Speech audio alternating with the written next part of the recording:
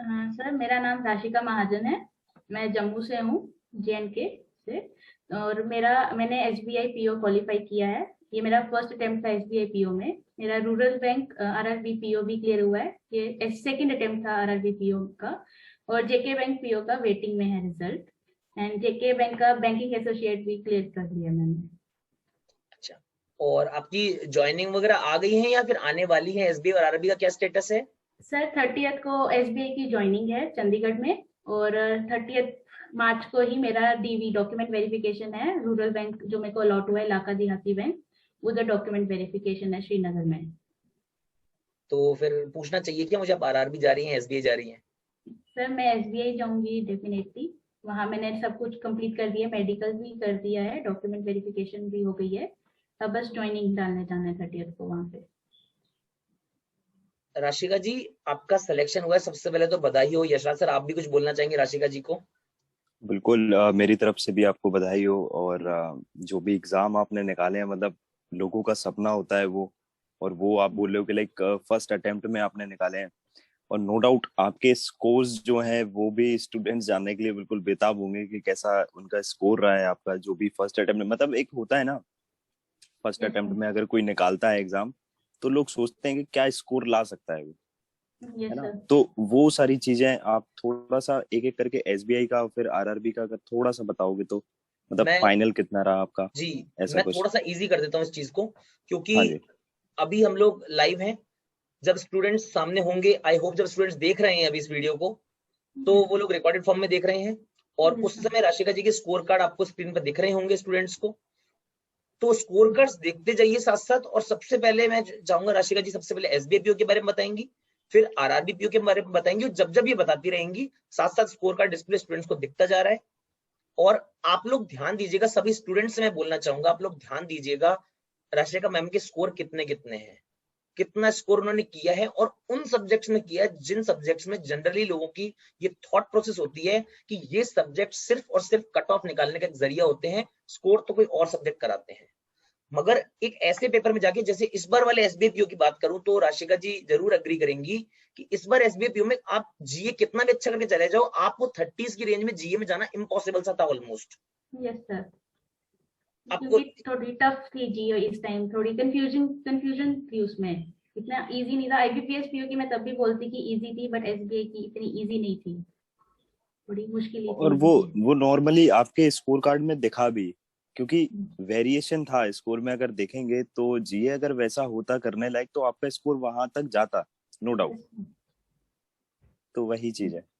तो राशिका जी, सबसे पहले अपने एसबीआई पीओ के स्कोर्स के बारे में बताइए, आपका क्या स्कोर्स रहे हैं, और आपके कितने मेंस में मार्क्स हैं, कितने इंटरव्यू में। दो सब लोग देख पा रहे हैं स्कोर कार्ड्स आपके, मगर फिर भी आप एक बार थोड़ा सा अपने हिसाब से बताइए क्या क्या स्कोर्स हैं आपके, और किस तरह से एसबीआई पीओ का पेपर इस साल बहुत चैलेंजिंग पेपर माना गया था, उसमें इतने अच्छे स्कोर। और इंटरव्यू में आपका पार एक्सीलेंट स्कोर है, 50 में से 45 स्कोर है, मैं खुद देख पा रहा हूँ 50 में 45। मेंस में अच्छा खासा स्कोर है। तो थोड़ा अपने स्कोर्स के बारे में आप खुद से बताइए, and how did you achieve this score in SBI PO exam, please. Sir SBI PO में मेरे मेंस में 96.75 मार्क्स हैं। और इंटरव्यू में 45 आए थे। तो मेरी जर्नी 2019 में स्टार्ट हुई थी। तो मैंने कोचिंग ली थी, जिससे मेरा बेसिक्स बहुत स्ट्रांग हो गया था। क्योंकि अगर बेसिक्स ही नहीं स्ट्रांग होते तो आप मेंस के क्वेश्चंस अटेम्प्ट नहीं कर पाते हो, आपको वो इजी नहीं लगेंगे। एंड इस बार SBI PO में लॉजिकल मैथ्स में था, जो लॉजिकल DI ज्यादा आई थी। एंड क्या कहते हैं, वो वही होता है कि अगर आपके बेसिक्स क्लियर हो जाएं आपके, वो तो मेंस आपका अच्छा अटेम्प्ट हो जाता है। तो 2019 तो मेरा बेसिक्स क्लियर करने में गया था। उस टाइम मेरे प्री सारे क्लियर हुए थे उस टाइम, और लेकिन मेंस मेरा नहीं क्लियर हुआ था। तो आफ्टर इन 2020 मैंने यशराज सर को फॉलो किया था। और मुझे पता चला था कि जो RRB PO में 2019 में जो वो गार्बेज डिस्पोजल डिस्पोजल वाली क्वेश्चन आया था। वेट ड्राई वेस्ट वाली हाँ, DI. Wet wet dry waste वाली DI जो आई थी, वो हर्षल सर ने करवाई थी सॉल्व। तो मैंने उसके बाद जब वो क्वेश्चन देखा तो मुझे बहुत ही इजी लगा। उधर मुझे एग्जाम में मेरे से सॉल्व नहीं हुई थी, बट आफ्टर वॉचिंग की आपकी वीडियो देख के मुझे बहुत इजी लगा। और मैंने ट्राई किया था घर पे, तो हो भी गया था। तो आफ्टर दैट मैंने आप दोनों को बहुत फॉलो किया है, आपकी मैक्सिमम हर वीडियोस देखी हैं। तो मैथ्स तो मैं कहूंगी कि उसी वजह से मेंस का जो है वो उसी से स्ट्रांग हुआ है एंड उसी की वजह से मेरा क्लियर मैथ्स के क्वेश्चंस निकले हैं। मैं ऑलमोस्ट 20 क्वेश्चंस एसबीआई पीओ में अटेम्प्ट करके आई थी। तो रीजनिंग का तो मैं खुद ही कहूंगी कि मेरा बेसिक जो क्लियर हुआ उसके बाद खुद की सेल्फ प्रैक्टिस है, अलग अलग क्वेश्चंस करना। टेलीग्राम के ग्रुप्स में ही इतने क्वेश्चंस आते हैं तो वो सॉल्व करती थी मैं, तो उससे होता था मेरा कि वो अलग आपको एक तो वेराइटी ऑफ क्वेश्चंस मिल जाते हैं उधर, तो वो ही सॉल्व किए हैं उसकी वजह से। और मैं रीजनिंग में भी ऑलमोस्ट 19 क्वेश्चंस करके आई थी एसबीआईपीओ में। बाकी जीए तो मुझे बहुत थोड़ी टफ ही लगी थी, वो ज्यादा अटेम्प्ट नहीं हुए थे, I think so 15 he attempt किए थे मैंने। एंड बाकी इंग्लिश में ऑलमोस्ट 32-33 क्वेश्चंस। इंग्लिश मुझे बहुत अच्छी लगती है तो वो 32-33 करके आई थी एंड वो बहुत इजी लगी थी मुझे पेपर में मेंस के। तो मेरा यही अटेम्प्ट रहा है मेंस में एसबीआईपीओ के। एसबीआईपीओ में अच्छा खासा स्कोर है आपका। और आरआरबी पीओ के आपके स्कोर्स मैं सबको बताना चाहूंगा यहाँ पर कि सभी लोग देख पा रहे होंगे, मतलब मुझे नहीं लगता इससे ज्यादा स्कोर्स आप लोग शायद इस साल के रिजल्ट्स में किसी के देख पाएंगे। इक्का दुक्का लोग निकलेंगे, जरूर होते हैं इक्का दुक्का लोग, मगर आपको ये पता लग जाएगा। अगर टॉप 0.1 परसेंटाइल निकालूंगा, शायद और कम करना पड़ेगा मेरे को, तो राशिका जी उसमें श्योरली होंगी। क्योंकि आईबीपीएस अपने एग्जाम्स में कभी कोई रैंकिंग नहीं देता है कि all India rank 1, all India rank 3, वो लोग लिख देते हैं लिखने वाले कि ऑल इंडिया रैंक 10 आई है, ऑल इंडिया रैंक 5 आई है, कुछ भी बोल दो। बाकी इतना स्कोर आप लोग स्क्रीन पे देख पा रहे हैं, वो स्कोर्स हैं खाली 40 में से। आरआरबी पीओ में जो फाइनल स्कोर्स काउंट होते हैं क्वांट और रीजनिंग के, वो 1.25 स्केलिंग हो जाती है उनकी, एंड देन 50 में से आपका स्कोर आता है आरआरबी पीओ में क्वांट एंड रीजनिंग में। तो अगर आप लोग स्क्रीन पे देख पा रहे हैं तो इनका रीजनिंग में स्कोर 50 में से 41 के आसपास है। लगभग 41 नंबर है रीजनिंग में, 50 में से 41। जिन सब्जेक्ट्स को आप समझते हैं कट ऑफ निकाल लो और निकल पड़ो, उसके बाद गेम चेंजर कोई और सब्जेक्ट है। क्वांट में भी जाकर अगर आप देखेंगे तो इनके 32 मार्क्स हैं, नियरली 32 मार्क्स हैं। रीजनिंग और क्वांट में अगर आप मिला के देखेंगे इनके, मतलब आप मान लीजिए 75 के आसपास नंबर इनके घूम रहे रीजनिंग क्वांट में। सर एक चीज मैं थोड़ा सा यहाँ पे बोलूंगा जी स्टूडेंट्स को। राशिका का जिस दिन रिजल्ट आना था, उस दिन मेरे पास मैसेज भी आया था एक बार टेलीग्राम पे कि सर मेरे इतने इतने अटेम्प्ट रहे हैं आरआरबी में, बताओ सर मेरा होगा कि नहीं होगा। तो मैंने बोला कि यार राशिका वेट कर लेते हैं स्कोर कार्ड का, देख लेंगे, टेंशन नहीं लीजिए आप। 2 दिन बाद स्कोर कार्ड आता है और देखते हैं कि सर हो गया मेरा, तो सर मार्क्स आ गए, सर ऐसा हो गया वैसा हो गया। मैंने बोला था आप टेंशन नहीं लीजिए, सब हो जाएगा। फिर थोड़े दिन बाद बोलते हैं सर एसबीआई पीओ भी हो गया। तो मतलब उस समय ऐसा लग रहा था कि लाइक जो स्टूडेंट्स होते हैं, जो हम लोग सुनते आते हैं कि लाइक एक एग्जाम आपका निकलेगा तो आपके अंदर इतना कॉन्फिडेंस आ जाता है कि फिर आपके एग्जाम निकलने की लाइन लग जाती है। Yes sir. वो चीज मुझे थोड़ी सी याद आई। फिर जैसा कि एक राशिका ने बताया भी था कि उनका जेएनके का एक एग्जाम था बैंकिंग का, वो भी कोई निकला था। हाँ, उसी का सबसे पहले रिजल्ट आया था। एग्जैक्टली तो हाँ, वो उसका सारी इंटरव्यू चीजें। था। हाँ उसके जी, हाँ इंटरव्यू जी। के रिलेटेड आपसे कुछ पूछा था मैंने, तो आपने बोला था कि मैं हेल्प करूंगा आपकी। हाँ हाँ हाँ, वही सारी चीजें। तो हम्म। Rashika, sorry to interrupt, but मैं यही पूछना चाहूंगा जो जैसा कि सर ने भी पूछा था कि आरआरबी, जैसे आपने एसबीआई की पूरी जर्नी बताई कि एसबीआई का मेरा फर्स्ट अटेम्प्ट था और जी। फर्स्ट अटेम्प्ट में ही आपने इतना बढ़िया स्कोर किया है, इवन इंटरव्यू में भी आपने इतना अच्छा स्कोर किया है। तो जो स्टूडेंट्स लाइक आरआरबी को टारगेट करते हैं, जिनका एम ही होता है कि मैं या तो आरआरबी पीओ का एग्जाम निकालूंगा या क्लर्क का निकालूंगा, तो आपने भी कभी ऐसा लाइक सोचा था कि नहीं मुझे आरआरबी में, या स्पेसिफिकली आपने सोचा था कि ये बैंक में जाना है या वैसे बैंक की मैं प्रिपरेशन कर रही हूँ, ऐसा कुछ आपके माइंड में था क्या कभी? सर मेरा एम यही था कि एसबीआई या आरबीआई में मेरा हो जाए, RBI grade okay. B. Sir ऐसा है कि मेरे घर पे सारे गवर्नमेंट एम्प्लॉयज हैं, तो थोड़ा सा प्रेशर था कि गवर्नमेंट जॉब ही लेनी है और अच्छी पोस्ट लेनी है। उनका होता है ना कि लाइक मेरे फादर डबल एओ हैं और मेरे चाचू एओ हैं, मामू मामी डायरेक्टर हैं। तो थोड़ा सा प्रेशर था कि नहीं हाई पोस्ट ही लेनी है, जो छोटी मोटी पोस्ट नहीं लेनी, गवर्नमेंट में हाई पोस्ट लेनी है। तो वो थोड़ा प्रेशर था, तो इसलिए अच्छे बैंक में प्रेफरेंस मेरी ज्यादा थी कि वहां पे हो जाए तो बेटर है। मतलब ओके तो राशिका की सर सॉरी, राशिका की कंडीशन को मैं बहुत ज्यादा अच्छे से समझ पा रहा हूँ, क्योंकि बहुत रिलेटेबल है मेरे लिए। होता ही है ना, जैसे मैं बताऊं तो सर आपको तो मालूम ही है, मैं स्टूडेंट्स को बताना चाहूंगा, राशिका जी भी नहीं जानती अभी। जैसे मेरी फैमिली है, मेरी फैमिली में मेरे से पहले 5-6 आईआईटी से पढ़े हुए लोग हैं, मेरे सारे कजिन्स। तो एक वो अपने आप आ जाता है कि यार देखो बाकी कॉलेजेस बुरे नहीं है, ऐसा नहीं कि इंडिया में बाकी कॉलेजेस बुरे हैं, मगर आपको लगता है ना कि यार वो आईआईटी के अलावा कुछ भी लूंगा ना मैं, तो वो खत्म हो जाएगा मेरा, मतलब मैं सर्वाइव कैसे करूंगा। तो राशिका जी का भी अगर वो यहाँ पर मतलब है ना, तो ये नहीं बोल रही है कि वो कोई नौकरी छोटी होती है या फिर, मगर बात ये है ना कि उनके लिए ऐसी कंडीशन है कि अगर वो किसी रेप्यूटेड बैंक में अगर मिनिमम पीओ नहीं बनी, तो अगर उनका कल को आईपीएस क्लर्क में सिलेक्शन होता, तब भी वो एक रेप्यूटेड जॉब है, गवर्नमेंट जॉब है। बट पर्सनली राशिका जी के लिए वो फैमिली में एक सेल्फ सर्वाइवल बहुत मुश्किल चीज हो जाती है। वो मैं कंपेयर बहुत रिलेट कर रहा हूँ जी। कंपैरिजन ही होता रहता कि उसने देखो वैसे किया। तो अब जैसे बाय चांस मेरा एमबीबीएस नहीं निकला था आफ्टर 12th, तो मुझे मेरी जो नानी है वो आज तक बोलती हैं उनके बच्चे को देखो उसका एमबीबीएस हो गया तुम्हारा नहीं हुआ। तो वो कंपैरिजन मुझे बिल्कुल अच्छा नहीं लगता था। तो दैट इज वाई मेरा वही टारगेट रहा कि अगर लेनी है तो अच्छे बैंक में ही लो। That is why. अच्छी चीज है, क्योंकि कई लोग क्या होते हैं ना, इसी कंपैरिजन की वजह से क्या होता है, कई लोगों के मैंने करियर ग्राफ एकदम डिक्लाइन होते हुए देखे इन्हीं कंपैरिजन की वजह से। कुछ लोग होते हैं आपके जैसे जो लोग उस चीज को चैलेंज बना लेते हैं। एक तो ये हो सकता था कि आपको उस समय अगर आपका मान लीजिए एमबीबीएस नहीं निकला, एमबीबीएस मतलब बहुत लोगों का ड्रीम होता है, बहुत हाई कंपटीशन भी है, ठीक है, मगर उस समय एक तो आप ये बना लेते हैं अरे मेरे घर घर में ताने मिल रहे हैं। तो एक तो ये होता था कि लाइफ डिप्रेस हो जाती है और आप बिल्कुल कहीं पतन के रास्ते पे होती हैं, अभी कुछ नहीं कर रही होती, कोई कॉलेज से बस डिग्री लेके और बैठ जाती हैं आप। दूसरा ये था कि आपने उस चीज को बनाया अपना मोटिवेशन, जितना मैं समझ पा रहा हूँ कि हाँ यार अब कुछ करना पड़ेगा इनका।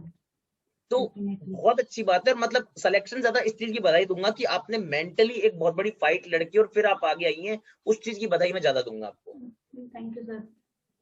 और स्टूडेंट्स के लिए बोलूंगा कि यार देखो, आपकी जर्नी में मैं हमेशा बोलता हूँ आप लोगों को, जब तक आपके पास सक्सेस नहीं आएगी ना, तब तक आपको ताने और बोलने वालों की कभी कोई कमी नहीं रहेगी। और जब तक सक्सेस नहीं आएगी ना, तब तक कोई दोस्तियां नहीं होती है। दोस्ती असली शुरू आपको पता नहीं, आपको क्या लगता है ना, अभी मेरे 2 दोस्त हैं ये दुनिया है, ये 4 दोस्त हैं मेरी दुनिया है। जिस दिन आपके हाथ में सिलेक्शन आता है, जिस दिन आपके हाथ में वेल्थ, पावर, इस तरह की चीजें आने लग जाती है ना, जिस दिन आपके पास सक्सेस आने लग जाती है, उस दिन पता नहीं लोगों को अपने आप ऐसा लगता है कि लोग आयरन है और आप एक मैग्नेट है, आप खींच रहे होते हैं। आपके पीछे एक फौज खड़ी जाती है। राशिका जी आपने फील किया होगा डेफिनेटली, सिलेक्शन के अलग ही जी। सर वही लोग फिर आपसे हेल्प मांगने आते हैं, आपके पीछे पीछे आएंगे कि आप मेरा ये काम कर दो वो काम कर दो। बहुत अफेक्ट, बहुत चेंजेस और आ जाते हैं आपकी लाइफ में। एक्चुअल में फिर ना लोग आपसे सलाह भी लेने आते हैं और आपकी यस सलाह मानते भी हैं। यस पहले सर। तो ऐसा होता था कि लाइक वो हमको सलाह दे के चले आते थे, तुम ये कर लो, तुम ये नहीं कर पा रहे हो। तो इवन मैं ये कह सकता हूँ कि जो लोग टॉप भी आ रहे हैं, जो टॉप कर रहे हैं ना, उनको भी कहीं ना कहीं ऐसी चीजें, ऐसे ताने मिलते हैं, जस्ट लाइक यू। तो यस वही चीज है, अब वही लोग ना आपसे सलाह भी मांगेंगे और प्लस सलाह आपकी मानेंगे भी। तो ये सर। काफी पॉजिटिव चीज होती है कि लाइक आप उन सारी चीजों को सुन के कुछ अचीव कर रहे हो तो। Yes sir.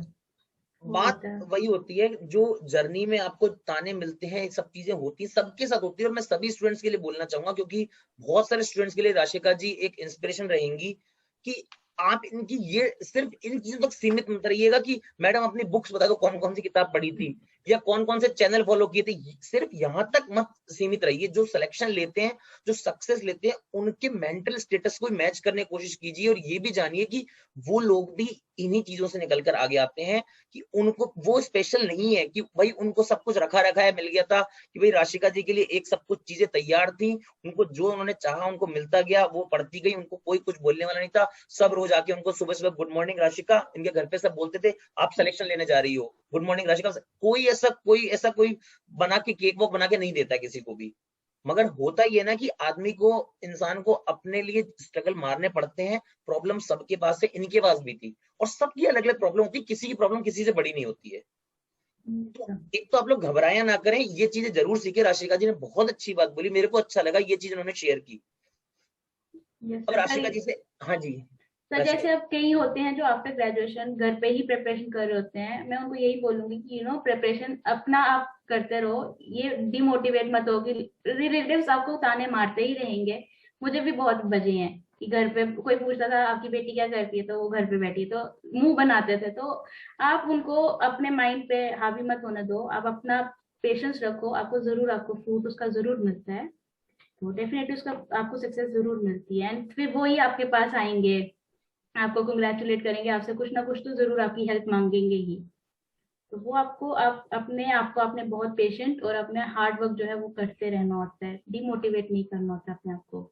और ऐसे राशिका जी, फ्रेंड। मैं क्वेश्चन पूछ रहा था, इसी बात को एक क्वेश्चन से पूछना चाह रहा हूँ मैं, कि जब आपको इस तरह के ताने मिलते थे, या फिर मान लो आपको कोई ऐसी, आपको पता लगा कि देखो आपके मुंह पे शायद बोले ना बोले, कि कोई आपके बारे में कोई ऐसी बात आपके पेरेंट्स को या फैमिली में कोई बोल के गया, आपको पता लग जाती है चीजें ये इनडायरेक्टली, यस तो सर। बुरा तो सभी को लगता है, ह्यूमन नेचर है, बुरा तो यस आपको भी सर। लगता होगा। तो उन चीजों को ओवरकम करके वापस ट्रैक पे आके पढ़ाई कैसे करती थी, ऐसे ओवरकम कैसे कर पाती थी आप उनको? सर मेरे एक दो फ्रेंड्स थे जिनके साथ मैं हर चीज अपनी शेयर करती थी। वो जॉब भी करते थे, तो मैं उनके साथ शेयर करती थी। वो मुझे बहुत मोटिवेट करते थे, मेरी फैमिली मुझे बहुत मोटिवेट करती थी। मेरी मदर जो मेरी मदर है वो बहुत ही सपोर्टिव है। वो कहते थे कि मे बी कुछ अच्छा ही होगा, अगर अभी नहीं हो रहा है तो कुछ अच्छा ही होगा। उन्होंने मुझे बोला था कि अगर 2019 में कि अगर नहीं हो रहा है, मे बी बाद में कोई ऐसा चांस आएगा कि तुम्हारे पास इतने ऑप्शंस होंगे, तुम्हें खुद चूज करना पड़ेगा कि कौन सी तुमने सेलेक्ट करनी है। एंड सर आपके सामने है कि मेरे 3 एग्जाम्स हो गए हैं, फोर्थ मेरा वेटिंग पे है, एंड आई हैव ऑप्शंस है कि मैं कौन सा चूज करूं उसमें से। तो मेरी मॉम मेरी बहुत सपोर्ट है, तो उन्होंने बहुत सपोर्ट किया। मेरी फ्रेंड्स मेरे बहुत सपोर्टिव थे कुछ।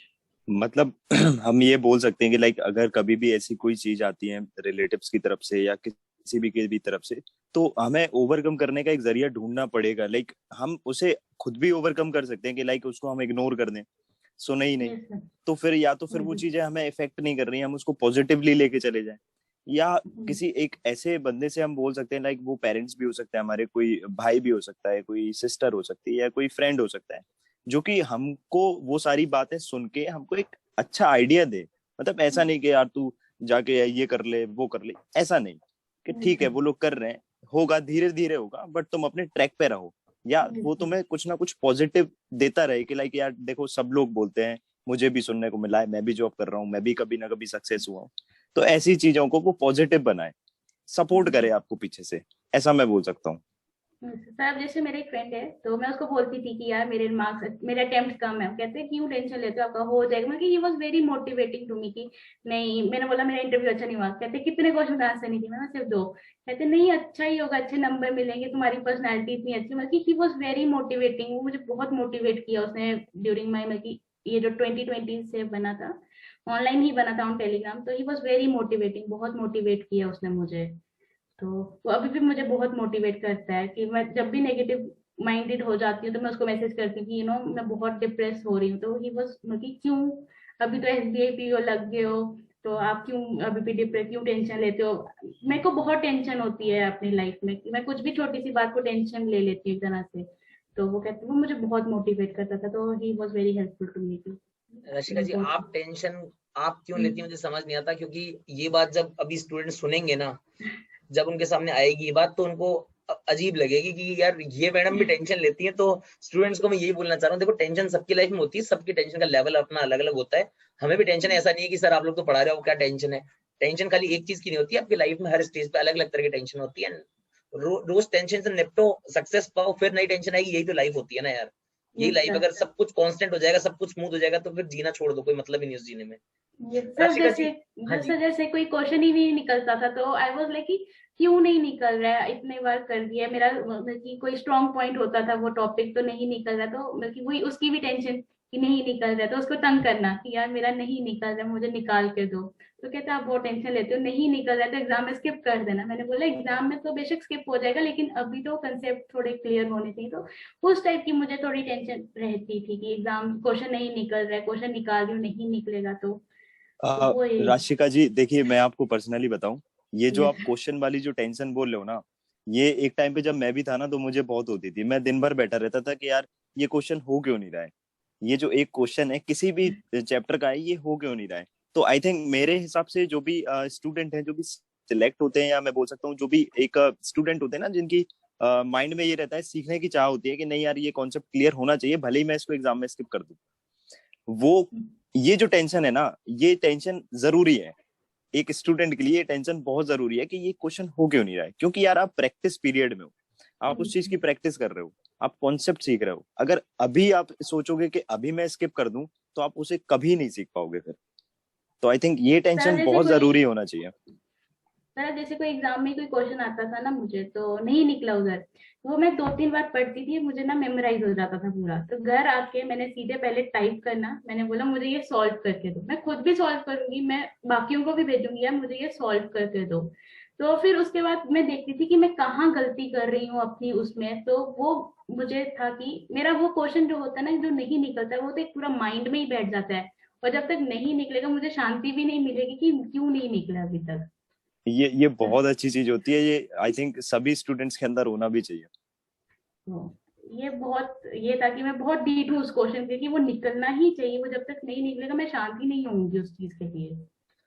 राशिका मैं जी, कुछ एकेडमिक्स बात पे आऊंगा जो स्टूडेंट्स के लगातार कॉमनली हमारे पास क्वेश्चन आते हैं, जो एफएक्यू बोलते हैं ना अपन किसी भी चीज के फ्रीक्वेंटली आस्क्ड क्वेश्चंस हैं, कुछ सर आपसे जरूर क्लियर करूंगा, क्योंकि हम लोग बताते हैं उनको लगता है टीचर्स बता रही हैं, बहुत आइडियलिस्टिक बातें करेंगे ये लोग, तो रियलिज्म नहीं होगा इनकी बातों में, ये तो बोलेंगे इतने घंटे पढ़ो इतना ये करो। तो आप जैसे लोग जो सेलेक्ट होते हैं वो लोग जब ये बातें बताते हैं तो उनको ज्यादा अच्छा लगता है और उनको रियल फील होता है स्टूडेंट्स को। तो सबसे पहले तो देखो सबसे कॉमन क्वेश्चन आता है वो ये है कि कितने घंटे पढ़ाई होनी चाहिए। सर मेरा कोई फिक्स टाइमिंग नहीं था। मेरी 2020 में मैं सच बोलूंगी मेरी नानी की हेल्थ बहुत खराब हुई थी। तो मुझे मेरे फादर भी इधर नहीं है, वो आउट ऑफ स्टेट है, आउट ऑफ टाउन है, तो मुझे मम्मा को लेके जाना पड़ता था रोज नानी के घर पे। तो उसकी वजह से मैं ये नहीं बोलती कि मेरा फिक्स टाइमिंग था, मेरा टाइमिंग फिक्स होता था कि मैंने इतने आवर्स एक सब्जेक्ट को देने ही देने हैं।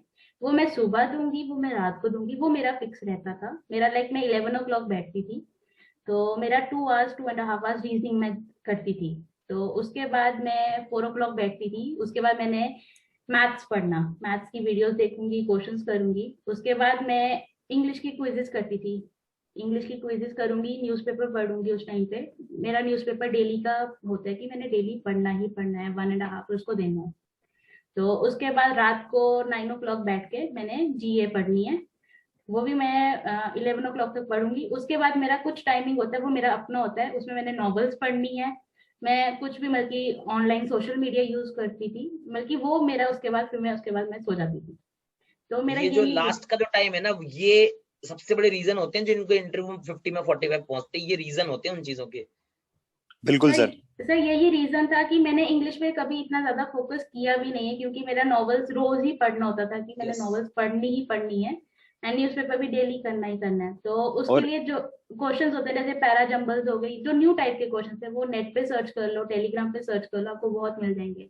लेकिन वोकैबुलरी आपकी इसी से स्ट्रांग होती है जो आप पढ़ते हो डेली। एक बात से मैं एग्री करूंगा राशिका जी, जो स्टूडेंट्स बोलते हैं ना कि लाइक नोवेल्स नहीं पढ़ी जाती, न्यूज़पेपर नहीं पढ़ा जाता, टू बी ऑनेस्ट मैं भी हिंदी बैकग्राउंड से हूँ, हिंदी मीडियम से हूँ मैं भी, तो मुझे भी स्टार्टिंग में जब मैंने स्टार्ट किया था तो मुझे लगता था यार बहुत कष्ट होता है इंग्लिश न्यूज़पेपर पढ़ना।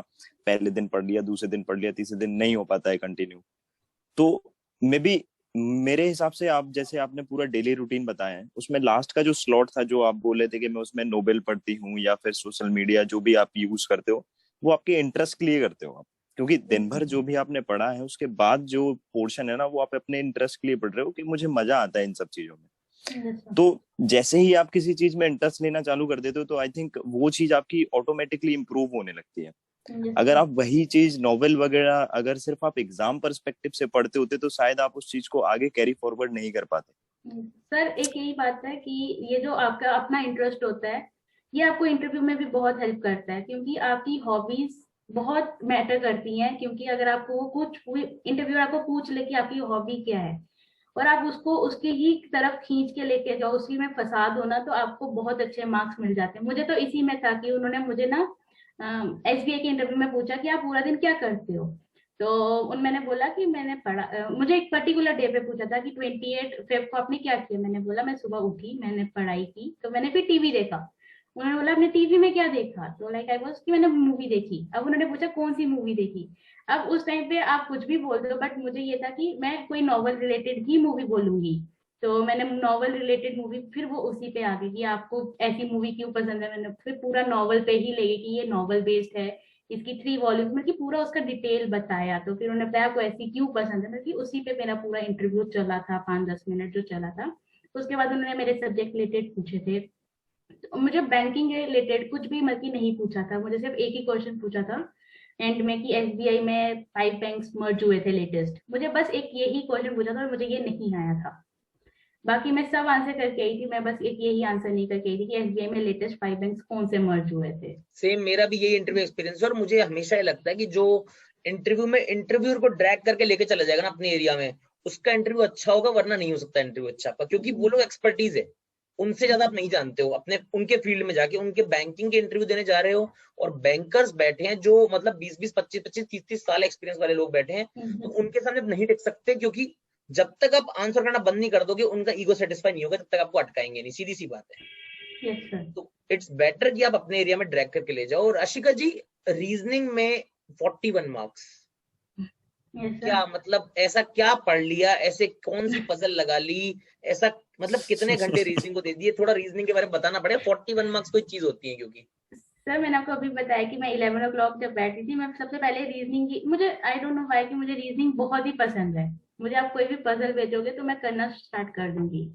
तो रीजनिंग तो 2.5 आवर्स, 2 to 2.5 आवर्स में देती थी। तो मुझे फ्रेंड्स क्वेश्चन भेजते थे ऑनलाइन, टेलीग्राम पे इतने क्वेश्चन आते ही रहते हैं, कुछ भी कोई भी फाइल उठा के ले लो क्वेश्चन की, तो वहां से ही मैं करती थी। बाकी बेसिक्स पे डिपेंड करता है, अगर आपका बेसिक बहुत ही क्लियर है, जिससे आप पढ़ रहे हो, बेसिक्स अपने कंसेप्ट क्लियर कर रहे हो, वो आप बहुत मैटर करता है। अगर आपके कंसेप्ट बहुत ज्यादा क्लियर है, आपको ट्रिक्स समझ आ जाए कि क्या है, तो डेफिनेटली आप कर सकते हो।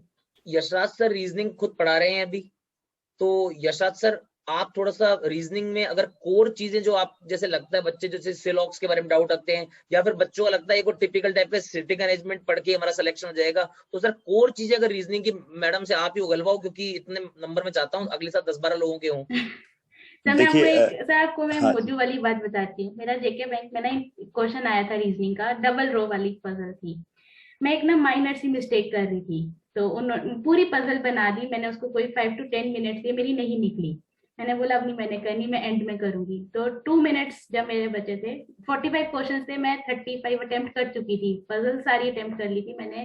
सिर्फ जो स्टेटमेंट्स वाले थे वो क्वेश्चन नहीं किए थे, क्योंकि वो 5 क्वेश्चन थे, वो मैंने बिल्कुल अटेम्प्ट नहीं किए थे।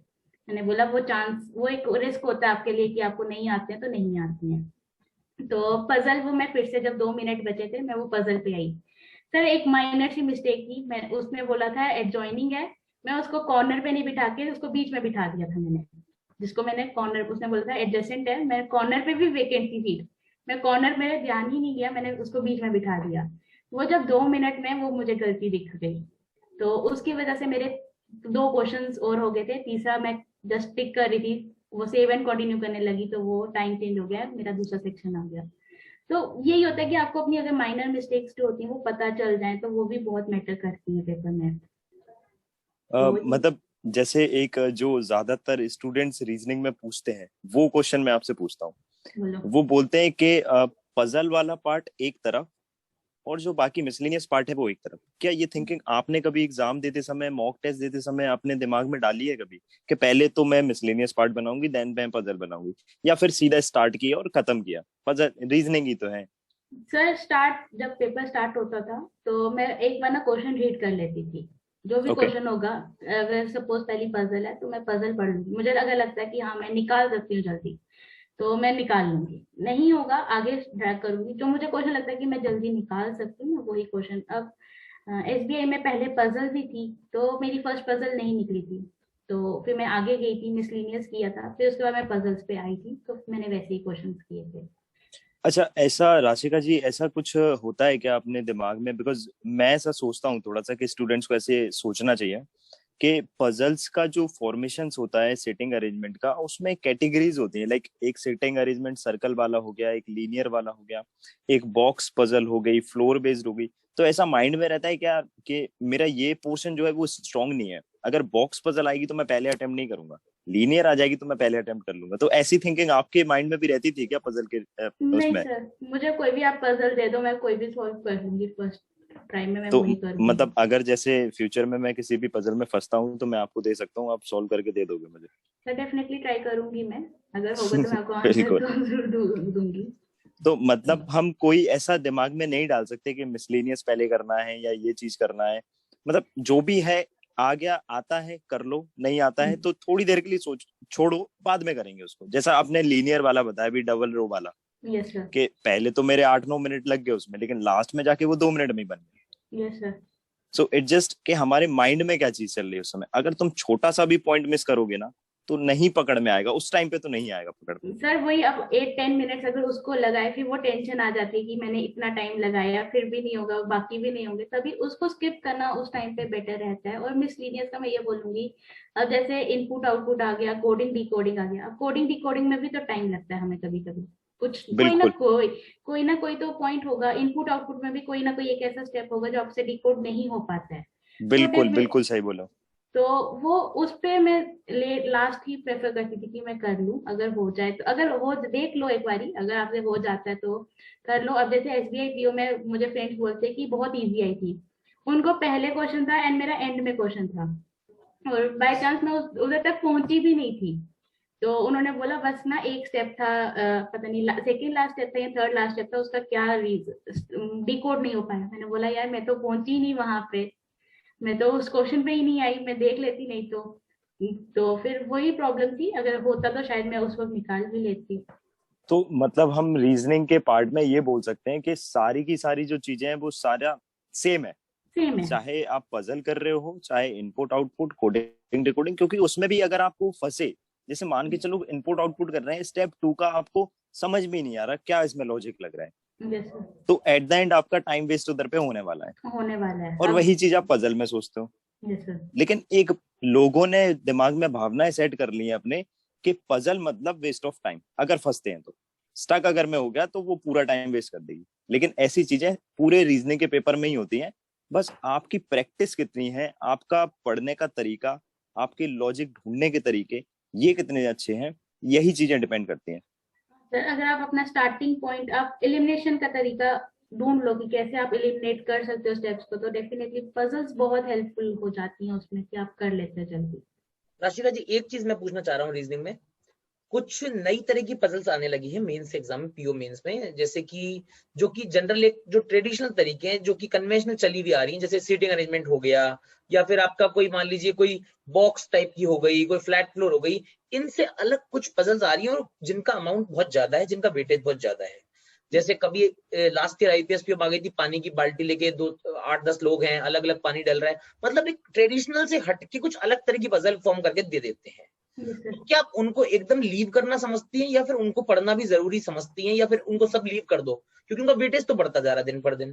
सर मैं एक ही बात बोलूंगी, जो नई टाइप की पजल्स होती है ना, वो बहुत ही इजी होती है सॉल्व करना, वो आपसे बहुत जल्दी निकलती हैं। एक तो जो भी नई टाइप की होंगी उसमें ज्यादा उन्होंने वो नई कंसेप्ट लगाए होंगे, वो थोड़ी आसान सी होगी, वो आपसे जल्दी निकलेंगी।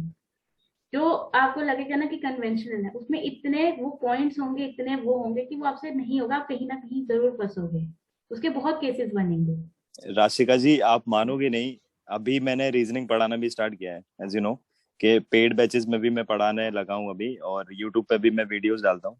मैं उनसे हमेशा एक ही चीज बोलता हूँ कि आप जब भी किसी भी चीज में नई चीज आती है ना, तो आप उससे डरा मत करिए, क्योंकि न्यू चीज जो भी आएगी वो ऐसे लॉजिक के साथ आएगी कि आप उसको बना लोगे अगर इजीली पढ़ोगे तो। Yes sir. सर मैं उसमें हमेशा बने यही कहता हूँ। सर उसमें बनेगा ही एक या दो केस, उसमें ज्यादा केसेस बनेंगे भी नहीं, और एक एलिमिनेट हो जाएगा उसमें। बाकी जो बिल्कुल कन्वेंशनल होगा उसमें आपके 7-8 केसेस बन सकते हैं, वो आप कहीं पे भी बिल्कुल। फंसोगे। पेपर सेटर का अगर नजरिया देखा जाए ना, तो पेपर सेटर हमेशा, चाहे कोई भी एग्जाम हो, सिर्फ बैंकिंग का ही नहीं, आप कोई सा भी एग्जाम ले लीजिए, हमेशा एक चीज रही है ऑब्जर्व, जैसे कि बैंकिंग की अगर मैं बात करूं, रीजनिंग की आप बात कर रहे हैं इस समय, सीटिंग अरेंजमेंट। सीटिंग अरेंजमेंट तब से आ रहा है जब से बैंकिंग एग्जाम्स की हिंदुस्तान में शुरुआत हुई होगी, तब से सीटिंग अरेंजमेंट आ रहा है। उसमें इजी प्रॉब्लम डालेगा कहां से? उसको लगेगा ये प्रॉब्लम तो डाल दी मैंने आज तक, 20 साल पहले आ गई थी, ये 5 साल पहले आ गई, तो हर साल उसको अगर सीटिंग अरेंजमेंट डालना है तो उसको और मॉडिफाई करना होगा, और मॉडिफाई करना होगा। अब एसएससी तो है नहीं कि मॉडिफाई करने के चक्कर में गलत बन जाए पेपर, वो तो है नहीं आईपीएस के साथ में। वो मॉडिफाई करने के चक्कर में हमेशा टफनेस की तरफ जाते जाएंगे, और जो जितना पुराना टॉपिक होगा जो हमेशा से आ रहा है, वो उतना ही ज्यादा एक्सट्रीम लेवल तक चलते जाएगा। ये हर एग्जाम का रूल रहा है। और जैसे ही आप नया पैटर्न लाओगे, और I think Rashika will also agree कि ये बात सिर्फ पजल नहीं, डीआई में भी है, जितनी नई टाइप की डीआई आएंगी ना, जो नया एकदम चार्ट आएगा, तो उसके क्वेश्चंस एकदम बेसिक आएंगे कि जस्ट चार्ट का डेटा रीड किया आपने, चार्ट को इंटरप्रेट किया, you will find your answer. उसमें ऐसा नहीं होगा कि 2-3 लॉजिक लगा देगा, 2-3 नोट लगा देगा। वहीं अगर एक डीआई की बात करूं, अगर एक आसान सा लाइन ग्राफ बना के दिया है उसने मेंस में, या एक नॉर्मल पाई चार्ट या नॉर्मल बार ग्राफ दिया है, उसके नीचे भाई साहब वो ऐसे से नोट्स लगा के देगा ना कि आपकी डीआई एक अलग लेवल पे पहुंच जाएगी। और ये चीज हम 2-3 साल से देख रहे हैं। तो सर हमेशा ये होता है, चाहे नई पजल हो चाहे नई डीआई, जब भी कोई नई चीज आएगी उसको समझने के लिए क्या होगा, देखो नई चीज भी नहीं है, सबसे हो जाएगी। जिसने सब्जेक्ट का बेसिक कर रखा है उसको पता है कि इंटरप्रेट कैसे होता है सब्जेक्ट में, वो उस नई चीज को इंटरप्रेट करेगा and you will find all your answers. तो नई चीज नहीं छोड़नी होती है। यशांत सर कुछ बोल रहे थे जी, सॉरी सर एसबीआई में ना एक नई पजल आई थी एसबीआई पीओ में इस साल। उन्होंने बोला था 2 स्टेयर्स हैं, 2 स्टेयर्स हैं, न्यू टाइप की पजल थी। 2 स्टेयर्स हैं, एक स्टेयर पे वॉवल्स बैठे हैं 5 और एक स्टेयर पे 5 कॉन्सोनेंट्स बैठे हैं। बहुत ही इजी पजल थी। अब कई लोगों ने देखा कि नई पजल है, उन्होंने तो ट्राई, मेरे फ्रेंड्स ने ट्राई ही नहीं की। मैंने बोला मैंने ट्राई की, मैं से निकल भी गई वो तो इन द एंड। कुछ आई थिंक सो कुछ मेरे से ही कुछ एरर हो गया कि वो पजल वो कॉन्सोनेंट वो वॉवल्स में वो बैठे नहीं, वो कुछ कॉन्ट्रोडिक्ट हो गया उससे, तो वो बनी नहीं तो पजल वो बहुत ही इजी थी उस टाइम पे। तो आई थिंक मेरी ही कोई गलती थी। होता है ना कि टाइम बाउंड हो जाते हैं हम, तो उसमें वो होता है कि टाइम इतना बच गया है, तो फिर वो उसकी वजह से आई थिंक तो मेरे से वो नहीं निकली थी। मतलब बेसिकली वो 5 रोज और 2 कॉलम की पजल की कहानी हो गई कि भाई एक तरह से 5 रो में 5 लोग हो गए एक तरीके से, और वो 2 कॉलम हो गए 2 स्टेयर्स एक तरीके से, उस तरह सिटिंग हो रखी थी उनकी, कौन कहाँ हाँ पे है जी, कौन कहाँ पे है। हाँ जी, स्टेयर्स पे बैठे थे। तो एक स्टेयर पे वॉवल्स थे, एक स्टेयर पे कॉन्सोनेंट्स बैठे तो थे। कैसा सर, मैं भी सीख रहा हूँ रीजनिंग। जैसा सर अभी आप बता रहे थे न्यू डीआई के बारे में कि जी एग्जाम में पजल के साथ साथ न्यू डीआईज भी आती हैं, और हम सोचते हैं कि नई चीज हमें अटेम्प्ट नहीं करना चाहिए बिकॉज हमने कभी पढ़ी ही नहीं है। जी शायद राशिका जी अभी भूल नहीं है बताना, या उनके दिमाग में नहीं होगी वो चीज। मैं आपको बताता हूँ, इन्होंने मुझे मैसेज किया था सर। जी बोले थी सर मैंने एसबीआई पीओ में सिर्फ डीआई से सिलेक्शन ले लिया है सर। हाँ, मतलब क्वांट में सिर्फ डीआई की है मैंने। आई थिंक यस 5 या 6 डीआई थे, सर। इफ आई एम दो, नॉट रॉन्ग। हाँ, sir 3 I think so logical DI थी और वो मेरे से सारी हम्म, निकल गई थी। तो आपने एग्जैक्टली। सारी डीआई बनाई है लॉजिकल एसबीआई की? तो यस सर, सब निकल गई। गेम से टूर्नामेंट बना दी थी आपने? Yes sir. क्या मैं बात है, क्या वही बात चीज कहना चाह रहा हूँ सर। आप मानोगे नहीं राशिका जी और हर्षल सर, मैं आप दोनों को वो चीज मतलब बताना चाह रहा हूँ जो मेरे अंदर है। मैं सोच रहा था कि इस दिन मैं जरूर बताऊंगा कि राशिका जी ने वो चीज अटेम्प्ट करी है, नो डाउट बहुत बढ़िया है, उनकी प्रिपरेशन कहीं ना कहीं से बहुत अच्छी है। लेकिन जिस दिन वो डीआईज आई थी अगले दिन और एक हफ्ते तक पूरे यूट्यूब पे यही चीज चली थी कि कैट का कैट पेपर आ का गया। पेपर आ गया। मतलब जो एजुकेटर्स थे, मैं ये किसी की बुराई नहीं कर रहा हूँ, किसी पर्टिकुलर टीचर का नाम नहीं ले रहा हूँ, बट यस अगर आप क्वांट के टीचर हो, अगर आप क्वांट की बोलते हो कि लाइक प्रिपरेशन कराते हो, अगर आप पेड बैचेस चलाते हो, तो ये चीज आई थिंक मेरे हिसाब से शोभा नहीं देती कि लाइक आप स्टूडेंट्स को डिमोटिवेट कर रहे हो उस समय। किस चीज के लिए कि यहाँ पे जो पेपर आया वो बहुत ऊपर लेवल का आ गया। बैंकिंग में ऐसा नहीं होना चाहिए था। लाइक तुम बैंकिंग के ऊपर एलिगेशन लगा रहे हो कि क्यों इतना टफ कर रहे हो, और सर पकड़ के बैठ रहे हो कि कैट का पेपर आ गया। तो मैं बाकी जो स्टूडेंट्स अभी देख पा रहे हैं हम लोगों को, राशिका जी को सुन पा रहे हैं, देख पा रहे हैं, तो मैं राशिका जी से पूछूंगा कि जब आपने एग्जाम में वो चीज देखी थी तो आपके साथ क्या हाल था और आपने उसे अटेम्प्ट कैसे करी थी? सर जब मैंने फर्स्ट फर्स्ट क्वेश्चन मेरा आया ही वो था, जो टीम बनानी थी, जो मेरा फर्स्ट क्वेश्चन ही वो था। मैंने पढ़ा, मुझे बहुत आसान लगा, पता नहीं क्यों वो नेचुरली मुझे बहुत इजी लगा, और मैंने बस ऐसे लिखा और वो बन भी गई, क्योंकि जस्ट सॉल्व करते करते ही बन गई। मेरे से बस एक ही डीआई नहीं हुई थी, वो जो थी ना वो रिटर्न वाली थी, जो नंबर ऑफ प्रोडक्शन और रिटर्न वाली थी। मैंने आपकी डीआई देखी भी थी, आपने करवाई भी थी पहले, मैंने देखी भी थी, कंसेप्ट भी था, बट उस टाइम वो मुझे माइंड में नहीं आया कि वो कैसे सॉल्व करनी है, तो वो मुझसे मुझसे वो वाली डीआई नहीं हुई थी। बाकी मैंने सब डीआई की है। अर्थमेटिक में मिक्सचर्स की डीआई थी एक, तो आपकी वो हो गई आपसे। यस सर, वो एक भी नंबर की। सिस्टम की केसलेट टाइप बना रखी थी, सीरीज नंबर सीरीज, और वो एचसीएफ एलसीएम वाली बना रखी थी। यस सर, वो भी हो गई थी, वो सब भी सब कर मतलब ली थी। सब बनाया आपने। तो आपको ऐसा नहीं लगा कैट लेवल पेपर आ गया, ये तो बहुत टफ पेपर है, मैं तो हाथ नहीं लगा पाऊंगी? सर मैं सच बोलूं, मैंने कभी कैट का पेपर देखा भी नहीं है, तो और ना मैंने कभी कैट के क्वेश्चंस देखे हैं कि मैं बोलूं हाँ भाई कैट का पेपर था। तो तो ये सबसे बढ़िया देखा बात किसी हुई ने भी आपके नहीं है, साथ। वो इंटरप्रिटेशन दो होती है। बिना देखे एक तो आप बोल एग्जैक्टली सकते हो कि ये ईमानदार व्यू था कि मैंने देखा नहीं है, तो सर मैं कैसे बताऊं, मुझे तो बैंकिंग में पेपर दिया गया, मैंने सॉल्व कर दिया। एक वो होता है कि जिन्होंने देखा नहीं है वो बोल रहे हैं हाँ वैसा ही तो आता है। ये दोनों क्यों बनते हैं ना, नहीं देखा तब भी तो। नहीं बहुत मुझे बढ़िया। वो मुझे बोलते थे कि एसबीआई में ना कैट लेवल आता है। मैंने बोला अभी मेरे पास उतना टाइम नहीं है कि मैं कैट की बुक्स खोलूं, तो मैंने बोला मुझे जो आता है मैं वही करूंगी, मुझे जो क्वेश्चंस मिलते हैं मैं वो कर लूंगी। तो मैंने वही किया, मैंने कभी भी नहीं सर, आज तक कभी कैट की बुक देखी भी नहीं है और ना ही क्वेश्चंस उसके देखे हैं। और आपको मैं बता दूं, आप टाइम अपना नहीं वेस्ट किया, आपने अच्छा किया। बाकी कैट में ना तो डीआई नाम का कोई टॉपिक है, ना कोई पजल नाम का कोई टॉपिक है। कैट में एक पेपर होता है LRDI, वहां पे रीजनिंग और क्वांट का मिक्स क्वेश्चन आता है। कैट में इंडिविजुअल क्वेश्चन आते ही नहीं है कभी DI के से। कैट में रीजनिंग और क्वांट को क्या करते हैं, मिक्स कर देते हैं। जैसे रीजनिंग के आपके वो स्टेटमेंट्स लिए जाएंगे, थोड़ा सा क्वांट का यूज कर देंगे और मिक्स करके क्वेश्चन LRDI बना देते हैं वो। कैट में इंडिविजुअल क्वेश्चन बड़े मुश्किल से आते हैं कि पूरी प्रॉपर आपको एक DI बना के दे देगा कैट के ऊपर, बहुत मुश्किल चांस है उस चीज का। तो ठीक है, कोई बात नहीं, अब क्या बोल सकते हैं। खैर एकेडमिकली कुछ बातें और है जो आपसे पूछना चाहूंगा, जो कवर करना चाहूंगा मैं यहाँ पे। एक तो बच्चों का ये रहता है पूरे साल कि हमारे को अर्थमेटिक नहीं हो रही हमसे, कि सर DI VI हम प्रीलिम्स की कर लेते हैं, ये है वो है, ठीक है। अर्थमेटिक एक बहुत बड़ा वो हो गया, क्योंकि इस साल आपने देखा अर्थमेटिक का वेटेज बहुत ज्यादा था। प्रीलिम्स में भी ऑलमोस्ट 15 क्वेश्चन 35 में से अर्थमेटिक चल रहा था हर शिफ्ट में। मेंस में भी लास्ट ईयर तो मान लो अर्थमेटिक DI नहीं थी, मगर इस बार सारे मेंस में अर्थमेटिक की DI आई है, अच्छी खासी आई है। मतलब RRB में भी आई है, SBI IPS सब में अर्थमेटिक की DI का वेटेज बढ़ा है। अर्थमेटिक की word problems, data sufficiency, quantity. तो बच्चों में खौफ है, उनको लगता है कि सर DI का तो तरीका मान लो लॉजिकल का सीख जाएंगे कल को, कि लॉजिकल में हमको ये है कि एक बार अप्रोच पता लगी तो कर लेंगे। अर्थमेटिक में बच्चों को लगता है हर चैप्टर में सर अलग अप्रोच है, हर चैप्टर में नई चीज है।